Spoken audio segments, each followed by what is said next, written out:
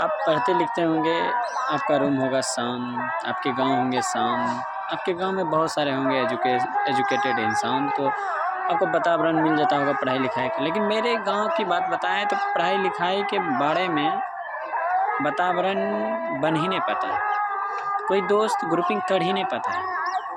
उन्हें लगता है कि अगर हम लोग एक साथ पढ़ेंगे ना तो सबसे पहले उनको नौकरी हो जाएगा, जो सीनियर होते हैं उनके। लेकिन उन्हें ये चीज़ पता नहीं होता है कि अगर आज ग्रुपिंग नहीं करूँगा तो कुछ दिन के बाद हम भी उन लोगों के तरह ही घूमते नज़र आएँगे, इधर उधर टहलते नज़र आएँगे। काहे कि उसमें एक चीज़ देखी जाती है और कही जाती है कि आप लोगों को वातावरण में विशिष्ट तरीक़ों से रहना है और समझना है और पढ़ाई लिखाई करना है। अभी जो मेरा वातावरण है, आगे पीछे जो सुन रहे हैं आप आवाज़ें, जो चीज़ आपको समझ में आ रही है इस करंट वातावरण से, आप अंदाज़ा लगा सकते हैं कि इसमें पढ़ाई कितना होता होगा या कितना बकैती करते होंगे। लेकिन एक चीज़ है कि अगर इस चीज़ को आप अगर आदत बना लेते हैं तो आप अच्छे से पढ़ाई लिखाई कर लेंगे।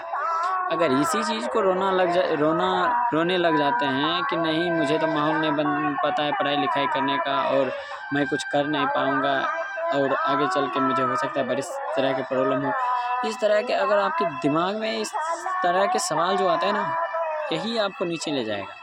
मेरा तो मानना है कि इस तरह के माहौल जितने भी हैं, सारी चीज़ों को सहना सीखो और इसी को झेलना सीखो और इसको आदत बना लो। क्या पढ़ाई लिखाई में आपको जब गाना बजता है तो पढ़ाई लिखाई करने का खूब मन करता है। उसी तरह से मैं चाहता हूँ कि पढ़ाई लिखाई आप खूब अच्छे से करें। जिस तरह की बैकग्राउंड के गाना बजते हैं तो मुझे और आनंद फ़ील होता है तो, और राइटिंग तीव्र गति से लिख पाता हूँ।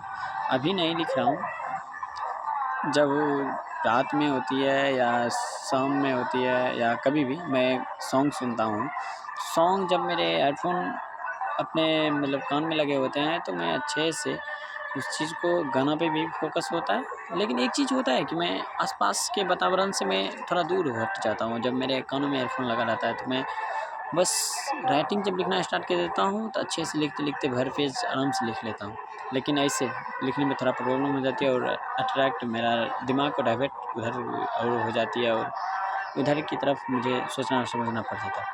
लेकिन जब मैं विशेष तौर से बैठता हूँ पढ़ाई लिखाई करने तो इस तरह के सॉन्ग को मैं अब आदत बना लिया हूँ और अब पढ़ाई लिखाई करने में बहुत मज़ा आता है। लेकिन हमको लगा कि अगर इस तरह के समस्या आपको भी हैं तो आप रोना नहीं, रोइए, बस इस चीज़ को आदत बना लीजिए और पढ़ाई लिखाई मन से कीजिए, आप सफल ज़रूर होंगे और आगे अपने जीवन में बहुत तरह के कार्य हैं करने, उसे करिए। ये छोटे-मोटे बातों पे ध्यान देकर अपने आप को तोड़िए नहीं।